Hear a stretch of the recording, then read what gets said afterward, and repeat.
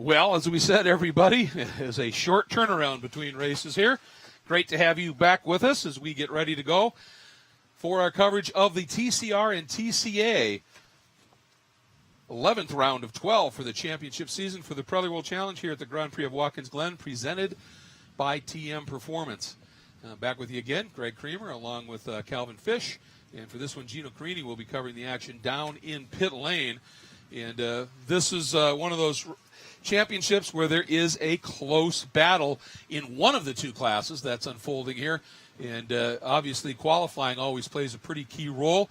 Things are interesting here in terms of what's unfolding weather-wise here at the track. During the GT race, part of the track showed that they actually had a little bit of moisture down. You can see sunny blue skies in other parts of the track, and we've got the TCR and TCA machines coming up. There's nothing like adding to the anxiety on a championship weekend, Greg. I mean, you've got all your best laid plans out there, and suddenly you're looking at the sky, and is it going to change what you need in terms of setup and obviously tyre choice as well. But I think we'll see a dry race here, but everything to play for. It's been a great debut season for the TCR class. The big players, obviously, Brian Herder Autosport, real-time racing with the Hondas and the Hyundais. Have really put on a tremendous performance. You see them locked out the front two rows once again, which you'd expect with the caliber of the drivers that are on board and the teams, and certainly those cars which have the sequential box have a little bit of an edge as well over most of the rest of the field. But yeah, it's been fun to watch.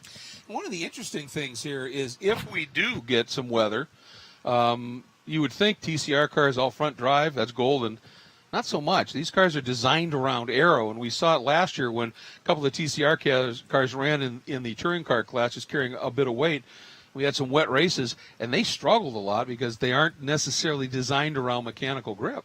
Yeah, no. So it's a learning curve for everyone and anyone. So I'm sure the teams and the drivers will adapt quickly, and everyone's in the same boat. That's the good news. If it's overall TCR issue with a wet weather track, everyone's in the same machine. But this is going to be a great race as well. Tom O'Gorman, what a run he's been on of late, and conversely, his main protagonist in the championship, Eric Powell, has had a really bad luck run of late as well. So kind of opposite ends of the spectrum in the TCA battle. Absolutely. And, of course, take a look at our race analysis. This track just under 3.4 miles in length, 11 turns, every one of them special in many, many ways. And we've been seeing some pretty remarkable times here. Certainly, when the TCR category cars had raced here earlier in the season during the 6 hours weekend here, the times that we saw in qualifying from Ryan Eversley and the rest of the field well underneath that. So certainly development going on. I think the Pirelli P0s have been a superb tire here in terms of pace and have been able to really utilize the grip that this track offers up as well. Two different classes running, as you mentioned, and the difference in those times, a 55.3 for the overall pole, and for the other pole, a 2.9. So over 10 seconds difference. So these guys are going to catch them, and that's when the racing gets interesting. This is going to be a lot of fun. It is. It's with multi-class racing, it always throws the odd curveball into the mix and can shake up the dynamic of the race. So I enjoy that. I mean, certainly challenging for the drivers who are trying to cut their way through the slower cars, and for the slower cars to manage it as well. And that makes it fun for us to be able to see what's coming. And obviously, you think things are set, then you catch traffic, and you never know exactly what's going to unfold here. And it is about to get ready to go. And we are just about to get down to the front of the grid for that special command here at Watkins Glen International Raceway as the field is set. And it looks like it may be time. Looks like it's about time here for us to get down to the front of the grid as Gino Carini is standing by, and I think he's going to be our guest starter. Yeah, can you believe that? On behalf of Pirelli Tires and Pirelli North America, drivers, start your engines. All right, always nice when one of the broadcast team gets recognized with an honor like that. Thank you so much. And there we go. Cars are springing to life. And there is your front row. And we're looking forward to this one getting underway. Again, 40 minutes, rolling start. And you can see there's still some pretty dark clouds and spots around here, but a lot of sunlight down there on pit lane. And as we are getting ready, we got word that the safety car is dispatched. Let's talk a little bit now about our Pirelli storylines. And first of all, we've alluded to it a little bit here. In TCR, Eversley getting the pole was massive. It was, because that championship lead that he's held pretty much all season suddenly got cut down to 7 points after the last rounds of the championship, with Michael Lewis sweeping. And so that bonus point was going to be crucial. Well, Ryan put together a great lap, so he gets the pole position, he'll lead the field to green, and he gets the bonus point. And that's a twofer. Not only do you want to gain it, you don't want your closest pursuer to get it. So that's a big 2-point swing there for Ryan potentially here today. And in the TCA class, Tom O'Gorman has effectively clinched this driver championship, Greg, but what is up for grabs is the manufacturer's chase between Subaru, who hold a 4-point lead coming in over Honda. Well, with Tom O'Gorman's pole, that's been sliced to 3 points, and he's on the pole, could get a big bundle of points here this weekend. They could turn the tables on Subaru here in the final weekend of the championship. Absolutely, and speaking of Subaru, of course, you've got the Tech Sport team that fields a number of them here. Arguably the lead driver in that category is Eric Powell and Gino Carini. Apparently some struggles for Eric this weekend. Yeah, Eric's definitely had, let's just say, some complicated weekends over the last few weekends. He's had some gear issues, some clutch issues, but today, this weekend, lost fourth gear, electrical issues. Eric's a little down in the dumps, but I'm going to tell you something. I think I see Eric coming all the way from the back and making this race strong. I also think in TCR, it's up in the air. I mean, we've got one more race to figure this thing out, so nothing is going to happen today.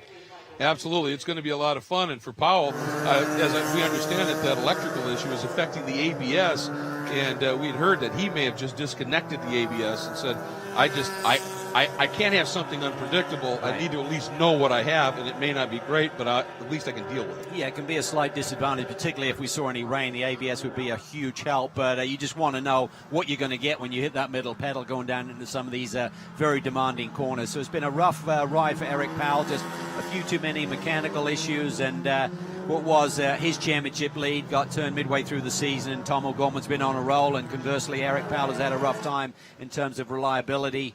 But he's a fighter. He's going to come back, and even though he starts the back of the grid today, I think if his car is healthy, he should charge towards the front. Oh, he's awfully fast. There's no question about that. And, let's talk real quick here for people that haven't necessarily been following it for the entire season. Take us through just real quickly the TCR class. Well, these little 2-liter turbo motors, front-wheel drive cars, a lot of aero help with these cars. You talk to the drivers about driving a front-wheel drive car, Greg. Typically, it has a very different dynamic, but with a differential setup on these, it really drives like a rear-wheel drive car. And essentially, they're very compatible. You see the different body styles, but underneath, there's not a big difference. The main difference is with the front four on the grid, the Hondas and the Hyundais, they run a sequential gearbox versus the DSG, what found on the VW and the Audi. So I think that's a significant change. There's been an announcement made that the DSG cars will run in a separate class for 2019. And no driver aids. Does not have traction control, does not have ABS, so you have to truly hustle and drive these cars. So the field forming up. We are getting ready to go for the start here of this 11th round of the TCR TCA Championship. The BMW M-Power safety vehicle will make its way into pit lane, and it will be up to Ryan Eversley to bring this field to green. Wilkins alongside, Lewis right behind Eversley, and those are the two, Eversley and Lewis, that are duking it out for this championship. And then a bit of a gap back to our Touring Car A cars. There they are, led by Tom O'Gorman. And onto the front straight we go. And we are anticipating this one being a great scrap. Eversley bringing them up nice and slow. They're in the acceleration zone, and Ryan Eversley is off, and Michael Lewis goes with him from third position on the grid. Wilkins on the outside pole, gets left a little bit there, tried to go early, had to wait, and Eversley took advantage. Well, I was going to clarify. That was a big move by JT Kupal down to the inside of Mason Filippi, who's making his second event weekend start as a real-time driver in the second of those real-time Honda Civic Type Rs. And actually, JT, though, made that move. That's that 77 Audi. He got kind of parked a little bit, lost some ground. And look at this. Great start by Jeff Sexton to sneak around pole sitter Tom O'Gorman in TCA. Yeah, it did look like there was a change for the lead in TCA, but ideal start for Ryan Eversley. Michael Lewis slots in the second position. JT Kupal trying to make up for that lost ground after the exit of turn one. Been very fast here this weekend. Led the practice sessions yesterday. Lewis has to make something happen. He's got to get around Eversley whilst he's got a sniff at him. All right, let me throw out the devil's advocate thing.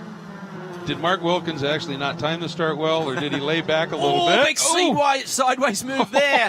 Is that Vincent? Yeah, on the 70. Yeah, I think it was. Huge save. That was a big moment there. Lewis throwing the car into the toe of the boot there, trying to make a move on Eversley. Jenny Gannett's gone around there on the exit of the inner loop. Yeah, and there's some moisture. I don't know whether that came from. It is. I think something has let go in that Mazda. Yeah, I wonder if she rode the curb maybe and damaged the sump or something. Either way, probably something related to the spin. Probably got oil on the tires and that caused it to go around, hypothetically at least. Meanwhile, up front, Eversley has gapped Lewis a little bit. Yep, we got confirmation that they think it's oil down at turn 5, so some sort of lubricant. So everybody will be very mindful of that. It's a shame. Jenny Gannett coming off her first ever top 5 at home in Utah. And we have a full course caution, And I believe the reason is just because that fluid apparently might be a bit more than they thought it was. And yep, confirmation from race control, fluid, the reason for this full course caution. Clock continues to run. So as everything settles, I want to get back to my point. Did Wilkins mistime it, or did he lay back a little bit to make sure that that Lewis could sneak in behind and start attacking? Well, I think for sure that the emphasis is on Michael Lewis. Unfortunately for Mark Wilkins, the races he's finished, he's either won or finished second all season long. That's his lowest position, but he's had 2 DNFs. So that's kind of got him out of the championship picture and moved the emphasis towards Michael Lewis. So you know that Brian Herder Autosport would have made the decision, like, you have to support Michael Lewis here. He's the only chance we have, unless Eversley has big issues here today. That could certainly change things quickly. But the pace he's got the pole, he's got the lead. You've got to let Michael Lewis go after him. But it's kind of weird in qualifying where we saw the 2 Hyundais suddenly come in, team up, go back out there. Right. And we were thinking, okay, Wilkins is going to tow Lewis around, and it actually reversed itself. So I don't know where the communication process got wrong. Yes, you want to steal the bonus point away from Eversley, but you wanted to give it to Michael Lewis. Exactly. Not to Mark Wilkins. Either way, neither one of them was able to sneak around Eversley for the pole. But certainly team orders will be in play here today in supporting Michael Lewis as the main option to sneak the championship away. But in terms of the manufacturers, because of all those wins by Michael and Mark, Hyundai have a pretty significant lead over Honda in the manufacturers' chase. And as we're watching the field come under caution, let's go back, take a look at what may have happened with Jenny. It was exit at turn 5, I think. You see it pretty late there, but just wonder if she ran a curb and that kind of caused the oil leak, or maybe just something was already amiss to cause it to spin. I don't think it's coincidental. Well, and there's the number 2 of Jeremy Daniel, and you can see the racing company M1 GT supporting that car. He's been very quick this weekend, and then in qualifying, something went wrong, and he had turned a time. I think he was up in the top 5, pitted. They had to work on the car, which in qualifying, pit lane is like park for May other than tire pressures, and he lost all of his times and could never get back out and get another lap in. Kind of a family-run team. His dad's involved, and they always put in great performances. Haven't seen them for every round of the championship, but great to see them back. And a shame that they're having a few technical issues here today. Yeah, absolutely. And I think they just got confirmation now that they can release them and they can go to the back of the field. So I think that's what happened. I think they were going to do a pit lane start, and then the caution came out. And so then they got double cut there. As you can see, the crew out right now working on that fluid spill. And as we said, tough break for Jenny Gannett. And by the way, at the end of that first lap, we clearly saw Sexton got the jump on O'Gorman, but at the end of the lap, O'Gorman was leading with Wache in the VW. There he is, the number 30. And as a matter of fact, it's Travis Wache who gets the Optima Battery's best start at the end of lap 1. And it was a great launch. He came from 5th now into 2nd. And Sexton sitting back in 3rd. So Travis in that Indian Summer Racing entry. And, of course, we remember Travis in Indian Summer doing a tremendous amount of racing over the last few years in the Touring Car B-Spec category. And great to have him back in the paddock in that Indian Summer Racing team. And there's your top 3 in Touring Car A under caution. To identify from timing and scoring the situation with Eric Powell. He's down at the bottom of the charts right now, but I'm not sure if he's still running, Greg. Oh, that's a good point.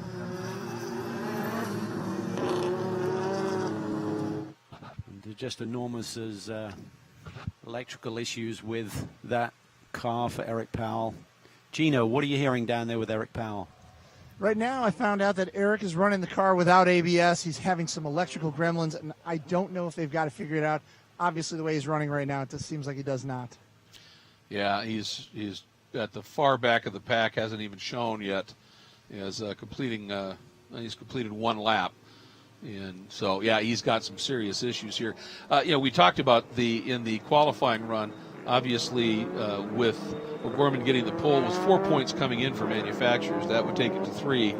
And you take a look now with Wache up in there. The Subaru's even further back, right? This whole thing is getting curiouser and curiouser. There's Eric. He is outrunning.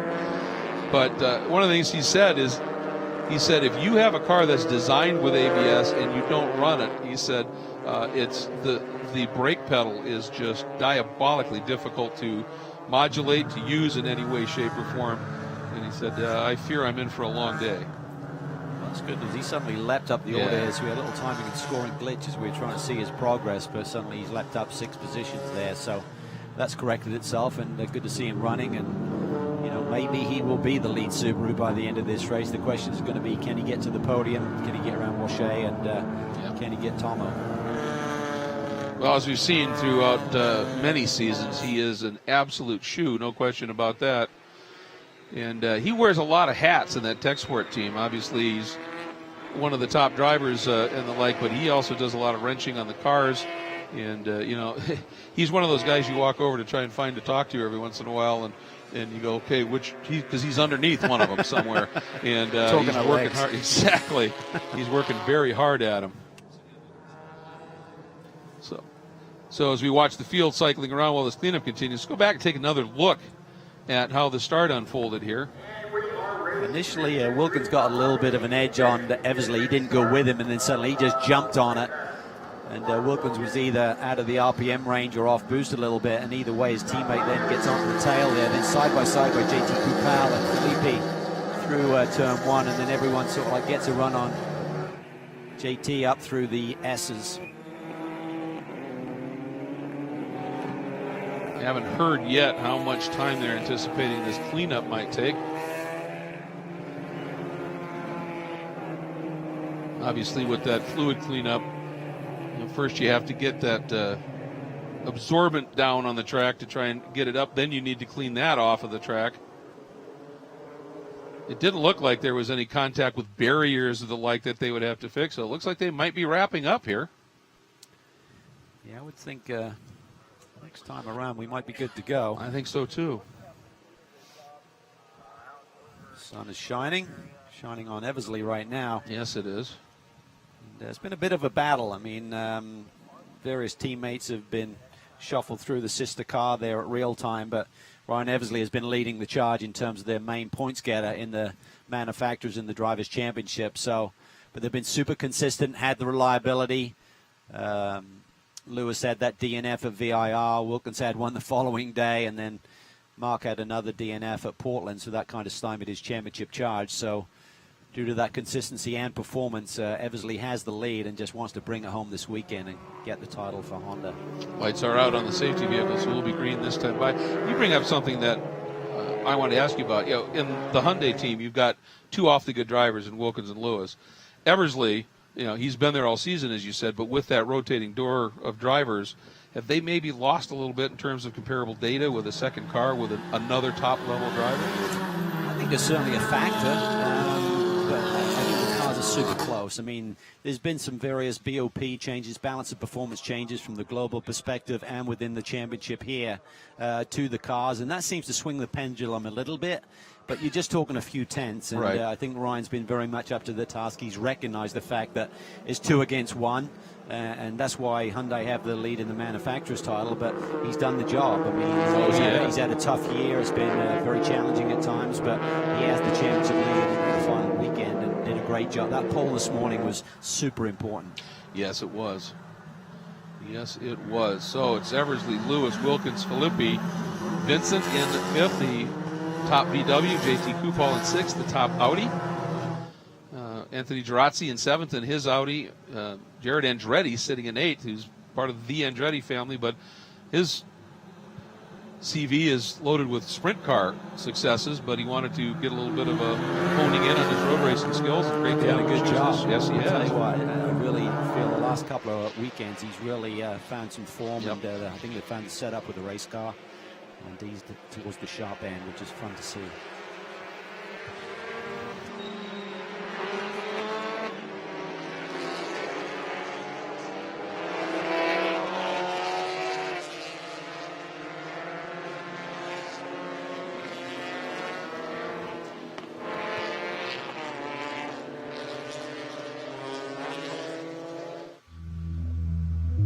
Absolutely beautiful setting here where Watkins Glen is located in the Finger Lakes region of upstate New York.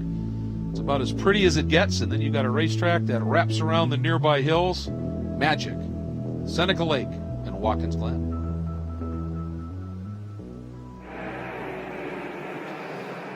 And we are ready for the restart here for the TCR TCA penultimate round of the championship. Ryan Eversley, pole sitter, bringing them around after that long caution. Michael Lewis sits in second. Onto the front straight we go. Eversley rolls into it early, and Lewis went right with him. He may have got a run, Cal. He did. He really timed that to perfection. He saw Ryan go, but he kind of took the shortcut, didn't wind the radius through that second from last corner. He's a lot closer to him into the brake zone. And Wilkins just moving to the middle of the track, making sure Filippi doesn't sneak through. And Wilkins, he's the kind of guy that you can trust immensely to be a perfect wingman if that's the job.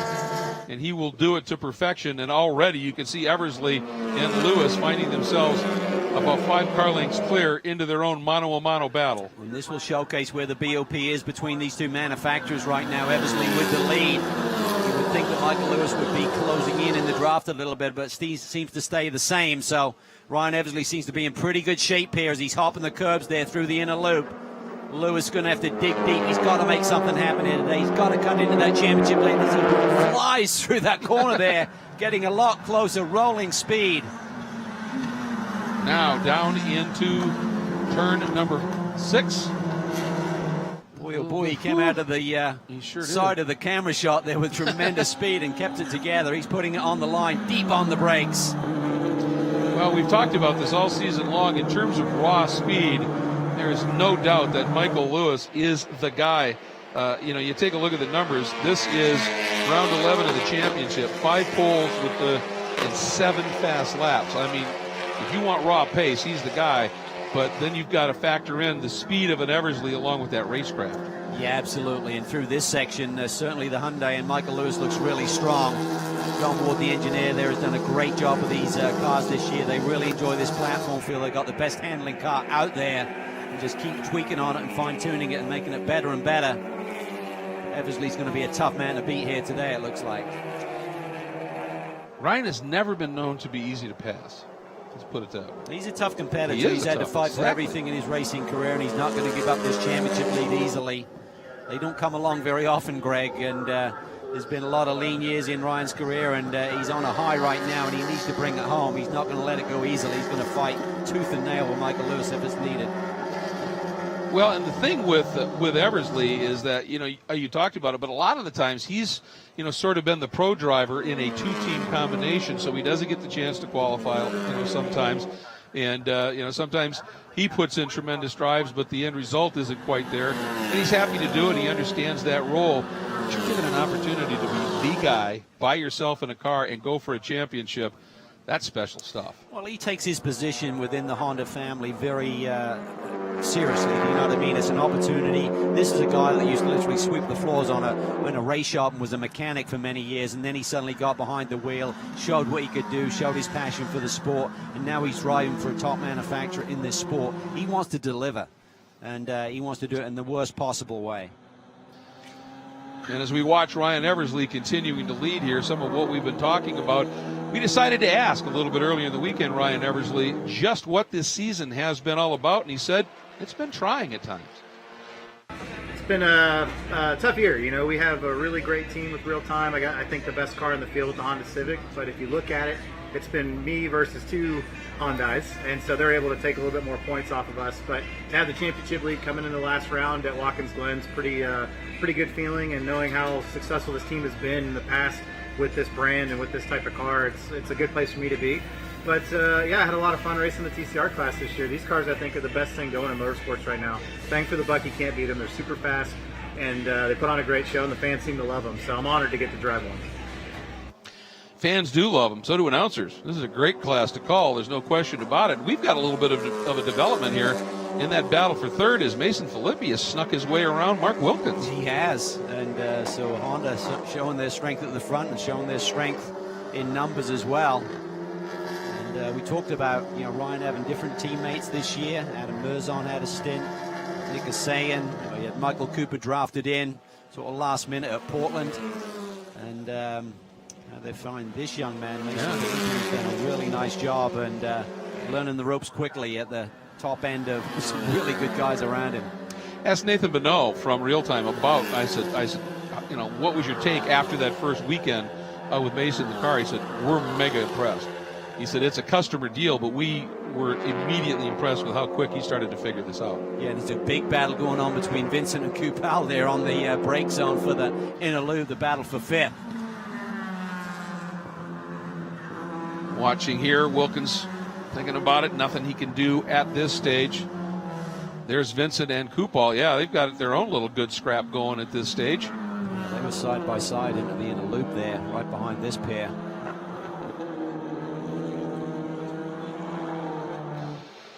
Ooh, and while we're watching this, somebody dropping a tire there, everybody pushing very hard.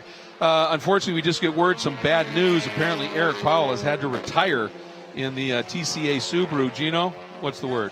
It's just a follow-up on what we talked about before. Eric's had some rough go today. Eric, again, sorry for your results today. Tell me about what happened out there. It's unfortunately, we had a great start to the year. Got a handful of wins, bunch of poles. Car's been really, really fast all year. Tech Sport has done an amazing job, just getting us on track all the time. And like I said, providing fast cars. Just luck hasn't been on our side the second half of the season, and I don't know what I have to do to get any luck, but certainly didn't get any better today. Luckily, we get another chance tomorrow, so see how it goes. Good luck to you. We'll get it tomorrow. You know what they say, guys? It's really 75% luck, 25% skill, right? Well, depends on who's making that equation statement, isn't it? With my golf game. Well, it certainly is with that. That's for sure. It's a tough break, and that P2P Subaru, they're going to have to get after that immediately and try and get these problems solved. The good news is it for some reason it's apparently just on Eric's car. So the other cars in the championship that Tech Sport is fielding are doing very well at this stage. Three great little battles Yeah, here. there You got are. Eversley and Lewis going at it. Philippi and Wilkins and Vincent and Kupal. Awesome stuff. Boy, and I'll tell you, that number 44 of Philippi here, watching his line through the inner loop versus Mark Wilkins, that Type R just looks like it's on rails through there. And Wilkins, that car really seems to be moving a lot. Yeah, it doesn't look happy, and you don't typically see either one of the Hyundai boys that far behind the other one. So certainly they must have missed the mark, no pun intended, on Wilkins' car a little bit. Working their way up through the toe and climbing up over the rise here, heading down toward the heel of the boot. And in TCA right now, O'Gorman continues to lead. And for Tomo, this has got to be a fun one for him because he's already the champ. So he's kind of just unleashed to go out and have some fun here, and is doing exactly that. He's stretched that margin up, a pretty good one, almost 5 seconds already over Spencer Patterson, who's stuck around now, Travis Wache. Yeah, and I think he's doing a great job in certainly raising his profile this year, running in a number of championships with success on both sides, and certainly building a nice relationship here with Honda as well. If he could suddenly get that manufacturer's title for them, that would be huge. And if he sweeps the weekend with the poles and the wins, that would be enough with just a slender 4-point margin coming in. He's cut it to 3. If he gets the win here today, that would cut it to 1. If he gets fastest lap, you'd be all tied up going into the race tomorrow. That's incredible. Now, for the Subaru camp, Spencer Patterson has picked up the gauntlet just a little bit, and he has taken his Regent Square Reynolds machine around Wache in that orange, yellow, and lighter yellow VW and picked up second. So he's taken at least another point back for the Subaru camp. And obviously everybody in the Honda HRD paddock is going, come on, VW at this stage, which is some weird stuff. And PJ Gronke, who has started the season off as the, and he was the defending, reigning touring car beat champ, started the season off with a couple of podiums, and then nothing went right. Just absolutely an atrocious mid part of the season in terms of luck and mechanical and the like. Found it again this weekend, and now finds himself in a very strong fourth. I'll tell you what, I was just looking at the times here to see what Tomo had done in terms of fast lap. His fast lap is a 2:10.4. Closest to him is a 2:12.3. Nearly 2 seconds quicker than anyone in the class so far in this race. That is absolutely remarkable. And obviously, Gino, this team has got to be well pleased and not even to worry about Drivers' Championship. You've still got to have their eyes on that manufacturer's title, yes? Yeah, I talked to Tom earlier in the weekend, and that's exactly what he has the championship for the drivers lined up. But you know what? The person that we've really never spoken to the whole year is the person who's the powerhouse behind this, the crew chief, Renee Hines. Renee, congratulations. How's Tom doing? What's he talking about out there? Hi, Gino. Thanks. Right now, Tom just wants to know how far the drivers are behind him and then how soon TCR will catch him, just like any other race. So he's just trying to keep it calm, keep it cool, and keep the car home safe. Bring it home safe. Yeah, Tom says the car is really fun to drive this weekend. So the plan is he's just out there to have fun. Thank you very much, Renee. And he is wheeling it right now, and that car is clearly, it works very, very well. He did say, and he said it over the course of the season a few times, he said if there's a little bit of a weak link in here, it's brakes later in the race. He said we run a little heavier, right, and it really affects it here. And this is a track that, for all of its swooping speed, brakes are a factor. Oh, absolutely. But he also said he's never had a car that has felt as good as this one here this weekend. So I think it's very well suited. It's a momentum track, long wheelbase car, works really well in the high-speed corners. And this racetrack with a grip that it provides, this is a lot of fun to drive, and he's demonstrating that. He has a lot of track time here, Greg, and he just knew it was going to be a strong weekend, but he's still got a big smile on his face. And there's nothing Subaru can do. If he sweeps the weekend, Honda will steal that title away from him. Incredible here at this stage. And back to this lead battle, Eversley over Lewis. Boy, and if they gap the rest of the field, they're gone by some 6 seconds. These two have over Filippi and Wilkins. Lewis has the fastest lap, which is significant. A game as tight as this championship is, if he could get around Eversley and maintain that fast lap and bonus point for pole tomorrow, that would certainly swing things back a little bit to make it a 5-point lead for Eversley with 1 round to go. So this is tight. This is sweaty palm stuff for everyone on that pit wall right now in the two camps. And he's taken that fast lap by a stunningly big margin of 3 1/1000ths of a second. Yeah. I mean, that's how close these guys are here. This is a good little battle. This is that one you were talking about for 5th, the top 5 spot, the number 72 of Nate Vincent. That's the Liqui-Moly FCP by Euro VW.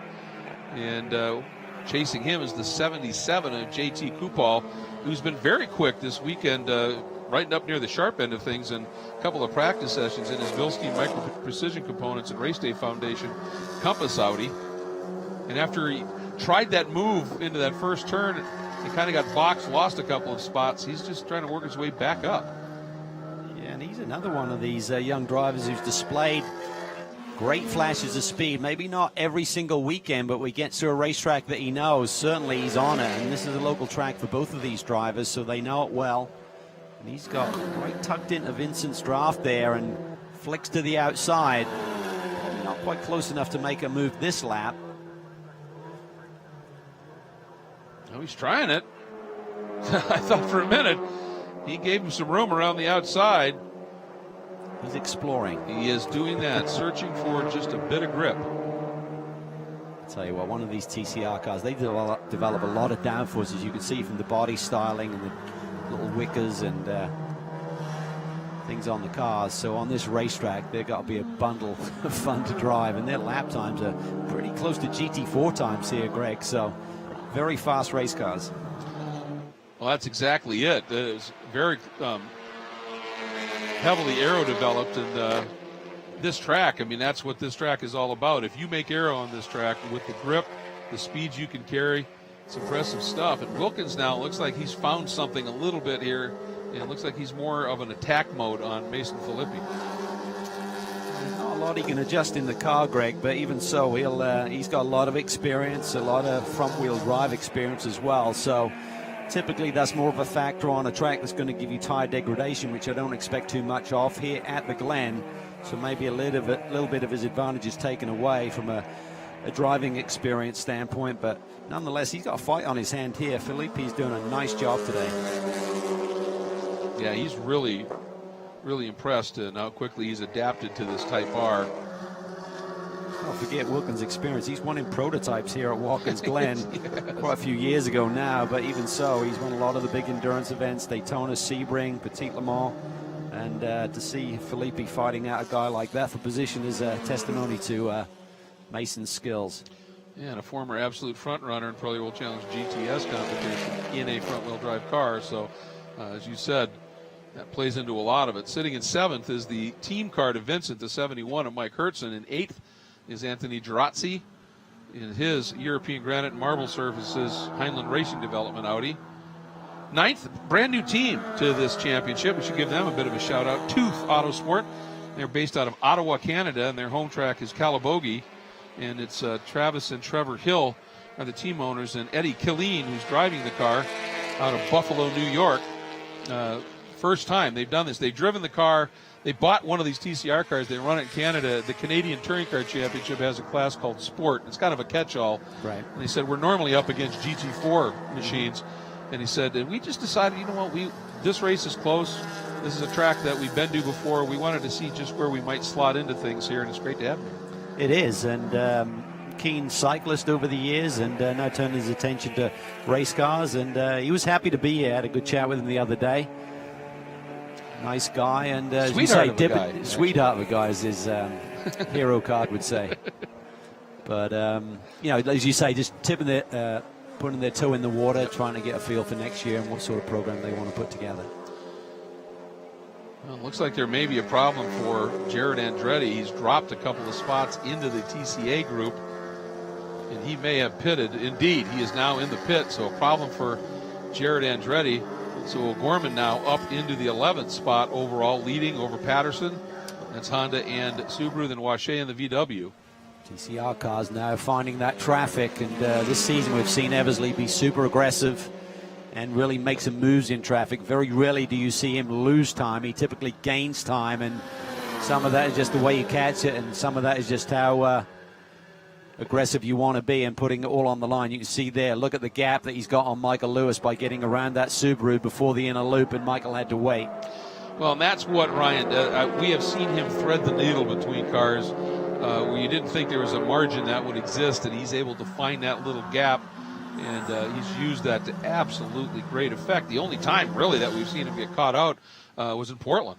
At that one lap where he just got caught behind a car and it ended up costing him a win. So I'm sure he's super tuned even more now to that development. Yeah, and that's frustrating for Michael Lewis, but you just got to hope with the ebb and flow of traffic that you get that advantage that Eversley just gained back to you in a reverse situation. But these guys digging deep. Time is running out, though, for Michael Lewis. He needs to be a lot closer than this if he's going to take advantage and get the big points today. You know, interestingly, in this battle, I'm just looking back as we watch these guys work by your TCA leader. There is O'Gorman. Wache in that, like I said, red, orange, and white VW. He's starting to close back in on Patterson just a little bit. And coming up behind him is P.J. Gronke, who has just gotten passed by that battle for 3rd overall in TCR. There's P.J. as he works his way up and through. Had some technical issues at the last rounds of the championship, so good to see him back on form and the car back on pace. Yeah, he certainly is a very quick driver, and he's one of the true nice guys wandering a paddock. You just love to spend time with him. And he has that Tundra Technical Solutions, Prestone, Vesticon, Cabanois Comfort Food, Roro's Y. I just like saying that one, so I always try and throw it in. But the way he goes about his sponsorships is he's got a ton of small sponsorships. Look at the side of that car. That's how he is managing to put together his racing program. Doesn't have deep pockets of any sort, but people just love PJ and said, yeah, I'll do what I can. And then he goes out and does what he can for them. Yeah, that's cool. Yeah, it surely is. there's many ways of getting a race car to the racetrack, and I love the way he's doing it. As you say, just a little bit goes a long way. It's X times X, right? So it can be exactly one big bundle or a lot of little bundles put together. It's a real community involvement for PJ here, and I think he'd have it no other way. And he comes out of Richmond Hill, Ontario. So we could somehow work in a thrill from Richmond Hill thing. There you go. Exactly. Keeping an eye on that battle for that 5th spot, Vincent and Kupal as well, because that, see, there it is. Yeah, I thought so. Right in front now of PJ. He's looking at that battle, and Kupal is starting to close up an attack on Vincent. And coming up behind is Vincent's teammate Hertzen. Here we go. Here's Kupal.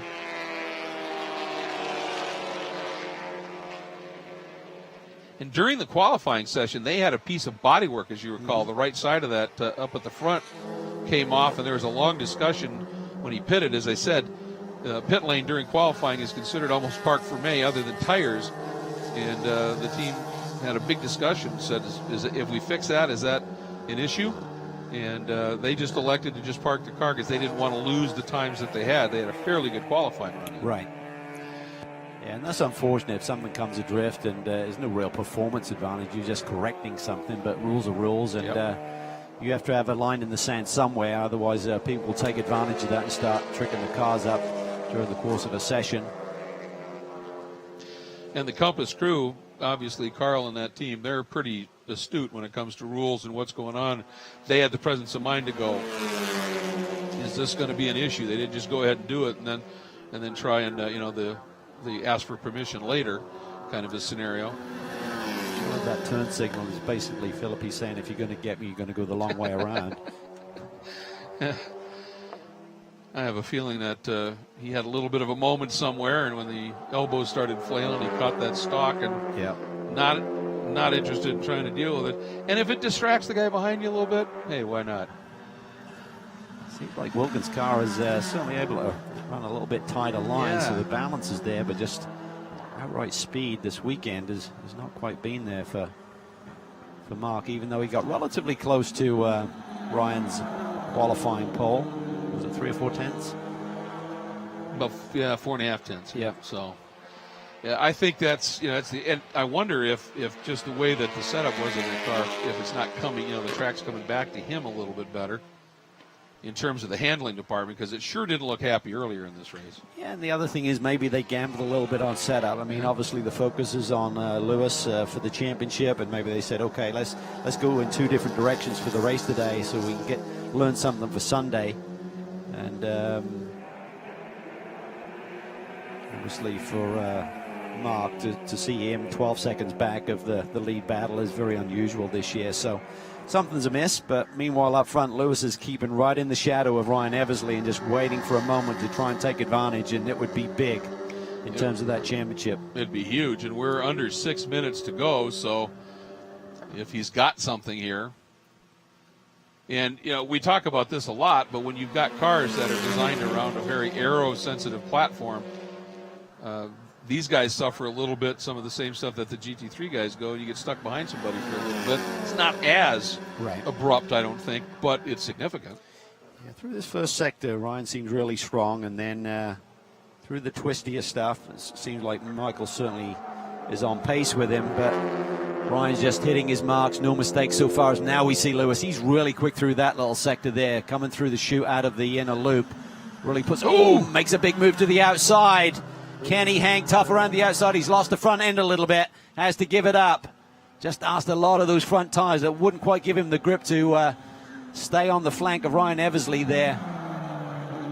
Boy, he served notice. He's quick in that spot, and he looks similarly fast right here. And he has to. Both these drivers recognize this is championship time. You got to put it on the line. You got to go for it. We saw it earlier today with Carl Whitmer grabbing that touring car win.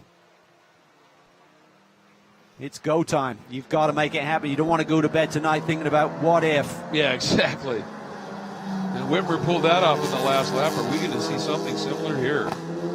Eversley wheels in the dirt, just trying to kick up a little dust and pull every trick in the book that he can. You guys would do that? Absolutely. Oh, okay. But I tell you, it just looks to me like the Hyundai in the hands of Lewis right here is a lot more pointy. He can just, it turns and it just goes where he wants it. Except when he washed out that little bit, but that was just too much speed. But I mean, his turn-in are so crisp. Yes, it is.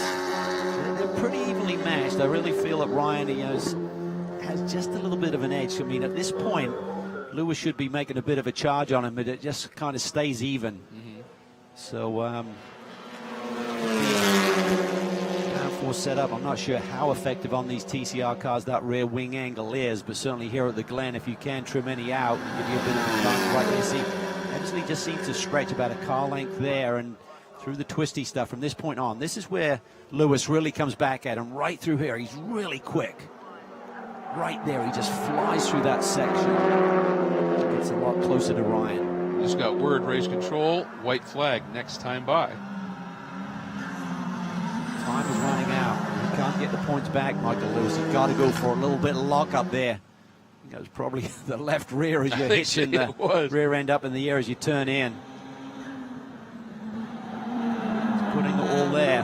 He's asking for every ounce of grip he can out of that Hyundai. A little bit of a hill. Doesn't show us how quite steep that is on TV, but it's a good climb up out of the toe. And then that little fall away into the heel. It's like a high arch. Yeah. The problem with this dynamic of this racetrack and these cars, a lot of grip from both the track and the race cars. So it means like the brake zones are a lot shorter, so you can't really surprise anyone. You know, there's not a big zone that you can suddenly dig into to try and find a way by. You do it and you're really over-committing, and then there's always a chance of contact.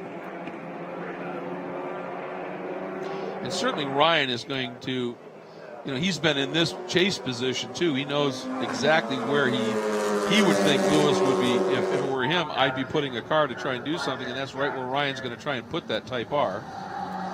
Absolutely. Oh, Lewis has got a big run. He's closer than ever. Yes, he is. Is it enough? Does he have anything? Even in the draft, it just looks like Eversley just pulls him a little bit up the hill. Right now, he came into this race with an 8-point lead with the bonus point.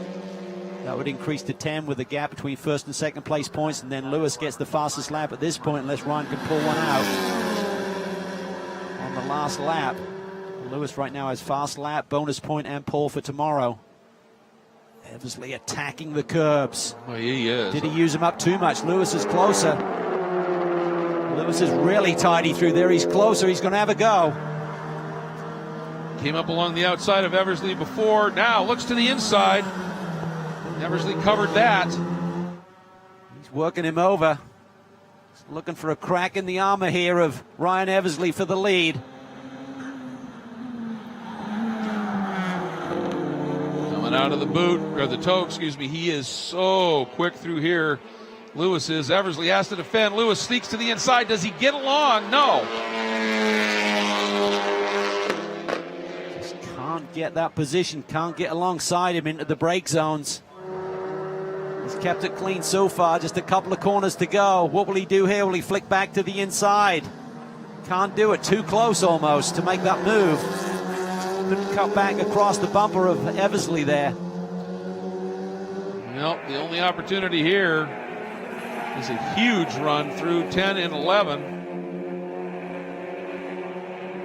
Here we go, coming to the checkers. Eversley nice and tidy out of there. Lewis right to the wall. The real-time crew to the wall. And Honda wins. Ryan Eversley opens the points margin up by a couple more points under immense pressure from Michael Lewis in the Hyundai. Great race by both those boys. Fantastic. Congratulations, Ryan Eversley, under immense pressure, and way to go for Michael Lewis keeping it clean. Absolutely. Mason Filippi bringing it home in third. Wilkins will be fourth. Meanwhile, watching our TCA leader, Tom O'Gorman in the Tomo Racing Grid Life SCCA Track Night America Honda Civic. Still Patterson in the Subaru sitting in second. So O'Gorman will close that margin up, but not as much as he could have had Wache and the VW been able to stay in there. which means this championship is going to still, though, be very close in terms of manufacturers. But Tomo is going to add another win to an amazing season already at this point. This will be his 6th win, Cal. Just amazing, and I think the manufacturer's title will be tied tonight. Everything to play for tomorrow. Here we go. Yeah, I mean, Tomo clearly with this win, so it's a Honda 1-2. Tomo does love celebrating. Cutting shapes. But, yeah, it's a really good point with that fast lap that he put in. And he's already the driver's champion, so he's in for a lot of fun for the rest of this weekend, I think, here. Kupal ended up 5th, sneaking around Vincent and got him for 5th on that last lap, too. Drag race to the line, just 0.154 seconds in it at the finish. But for Ryan Eversley, a huge sigh of relief.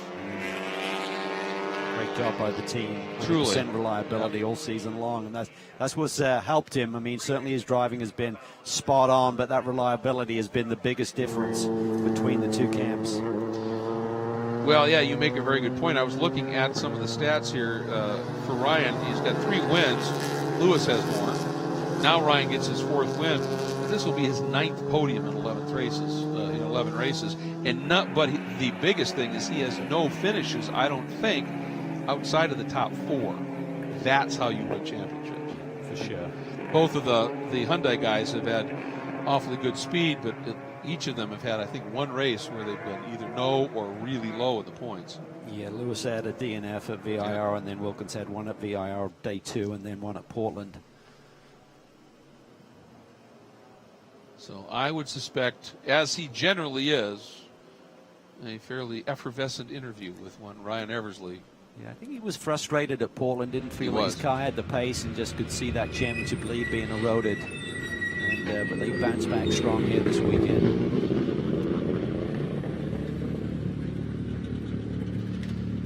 By the way, just to acknowledge, our VP Racing Fuels Hard Charger Award goes to the number 30 VW of Travis Washay, the Indian Summer Racing Machine. Nice job, moving up more spots during the course of the race than anybody else in terms of overall position. But in terms of the top overall position, it's Ryan Eversley, and look who's right there to greet him. Class act, Michael Lewis. That was a fun race, even though he didn't win it for Michael, and that's what he wanted, obviously. That was good, hard, clean racing, and that's what we want to see. Certainly a lot of pressure there by Michael Lewis on Ryan Eversley, but Ryan didn't blink. I mean, he just kept it spot on and resisted the charge from the Hyundai boys. It's a big, big day. One more day to go, but he's looking good.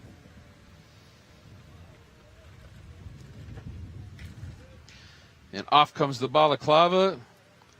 Wrong hat, buddy. The That's right. earbuds, the right hat goes on, and Gino is ready. Good job, buddy. I don't even know what to say. Congratulations, man. I mean, from point to point, you were on your marks the whole time. You had Michael right behind you the whole time, but you managed this car and brought it home for the victory. I got to say, such a thanks to Real Time and HPD and Honda for this opportunity. This Honda Civic Type R, what a dream to drive, especially around here. We're flying. We're going so fast, and had a great battle with Michael. He's been a hell of a competitor all year. So is Mark. And how about hats off to Mason Philippi, first podium in TCR in our Team 44 car. It's another result for the Honda. So great day, good points, and looking forward to tomorrow. Congratulations. Not over yet. Yeah, that's a really good point. Mason, in only his 3rd start with real-time racing in this program, gets the podium. That is a tremendous run. And holding off, as you take a look at the results, you're one of the most experienced drivers in front drive, certainly, but in this paddock probably, in Mark Wilkins. That's a pretty significant achievement. Yeah, he's got to be stoked about that, and it's all about, increasing that learning experience, and each weekend he seems to get stronger and stronger. Kind of got thrown in at the deep end as a big team, and it's some big shoes to fill to be a teammate alongside Ryan Eversley, but he's done it very well. And JT Kupal ends up in 5th with a good run there. But, of course, we also have the TCA class, and we already have a Crown Driver champion, but that driver getting a 6th win on the season, Gino, and not exactly hurting himself in terms of Honda in manufacturer battle competition via Subaru. Greg, you're 100% correct. Tom and I talked earlier. This is no longer about the driver. This is now about Honda, we're going to try to win the Manufacturers Championship. We got one more race to win tomorrow. We clinched the Drivers' Championship this morning with our point in qualifying. To top this off with race wins and be able to continue chasing that Honda Manufacturers Championship is so important. But I can't tell you how proud and honored and excited I am to clinch the championship already for Andy and for Renee and for Tony and Real Time and Honda, for SECA Track Night, for Grid Life, for IBOC, for 1552, for Carbotech. All those guys made it happen. It's not just the Drivers' Championships, it's them. So I think we're on pole for tomorrow. We got to go do that one more time, and then we can call it a year. Team and crew left. That's all you got to do now. Yeah, absolutely. Just a remarkable run, and he's put those together frequently this year and did it right. And it's interesting. We've got almost the absolute opposite dynamic from TCR to TCA. In TCA or TCR, you've got the great championships still to be determined for the drivers, but manufacturer looks to have been clinched. Yeah, correct? it looks like Hyundai with the big lead coming in, and despite not winning the race, they now have a big enough margin that even if they didn't score points tomorrow, they will clinch the manufacturer title. So hats off to those guys in the Brian Herder Autosport. That's a big feather in their cap on their debut season. Great to have that team running in this championship, and they earned one today for Hyundai. All right, that's going to wrap up our coverage of TCR TCA, but don't go away. In just a few minutes, we will be back with our final race of this day here, day one of racing competition at the Pirelli World Challenge Grand Prix of Watkins Glen, presented by TM Performance. GTS will be coming out for their 50-minute sprint race.